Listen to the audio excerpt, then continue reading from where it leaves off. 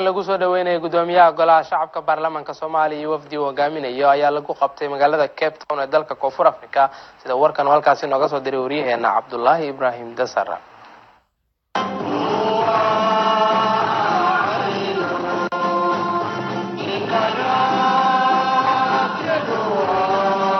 xaflad lagu soo dhaweynay wafdi uu hoggaaminayo gudoomiyaha golaha shacabka ee baarlamaanka dawladda federaalka Soomaaliya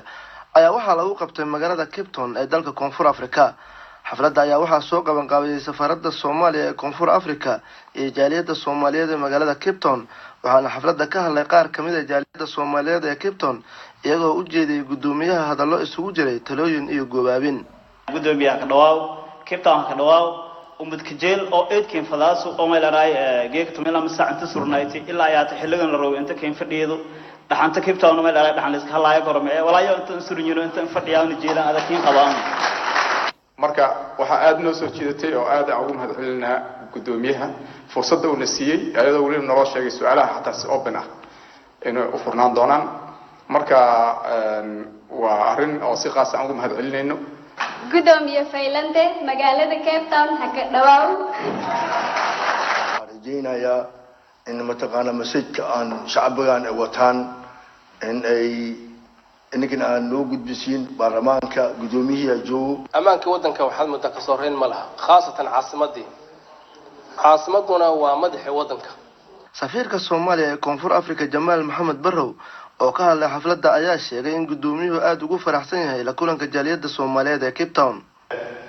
mudane gudoomiye waxaan kaaga mahadcelinayaa ogolaashihi aad ogolaatay inaad meeshooda ku soo booqato. gudoomiyaha dabeecadda uu leeyahay waxa waaye ma jeclana dadka looga sheekeeyo wuxuu jecel yahay inuu hortaga asiga. ugu dambeyntii xildhibaan Cabdicasiis Cabdullaahi Maxamed oo hadal kooban ka jeediyay xafladda ayaa waxa uu mikrofoonka ku soo dhaweeyay gudoomiyaha golaha shacabka mudane Maxamed Mursal Sheekh Cabdiraxmaan. annaga baarlamaanka Afrika markaan joogno Soomaalideena waxa weeye si gooniyan ugu doonaa laba qaraar baarlamaanka Soomaaliya mid ka soo baxay inaa ka warqabtaan in kala maaqaan qaraarka asaga waa qaraarkii sababay safarkii wasiir Jamaal Barrow halka ku yimid aan ku soo dhaweeyo gudoomiye Maxamed Mursal oo aan aaminsanahay inay muhiim yihiin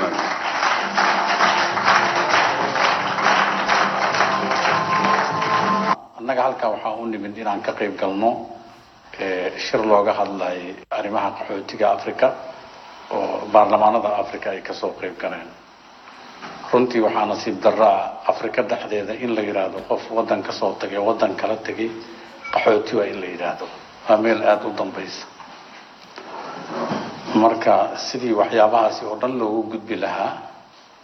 ayaa qorshaha oo xalkan uga imaan lahaa Afrika dhexdeeda uga imaan lahaa. qala socodaan baarlamaanka door weyn ku leeyahay dhinaca sharci dejinta hawshaas ayaan u nimid jiilkan cusub oo qaarkood halkan fadhiyo jaamacada ka soo baxay shaqo la'aanta iyo kuwa hadda Xuseen oo noo sheegay waxay u baahan yihiin in loo helo wacyigelin xoog badan oo berrito markay dib ugu noqdaan wadankooda siday uga qayb qaadan lahaayeen dib u dhiska wadankooda. wafdiga gudoomiyaha baarlamaanka ee dawladda federaalka Soomaaliya uu hoggaaminayay ayaa waxa ay ku sugnaayeen maalmihii la soo dhaafay wadankan Koonfur Afrika waxaana ay kala qayb qaateen jaaliyadda Soomaaliyeed munaasabad iyaga lagu soo dhaweynayay isla markaana gudoomiyaha su'aalo ay ku weydiinayeen jaaliyadda Soomaaliyeed ee magaalada Cape Town. Cabdullaahi Ibrahim Dasar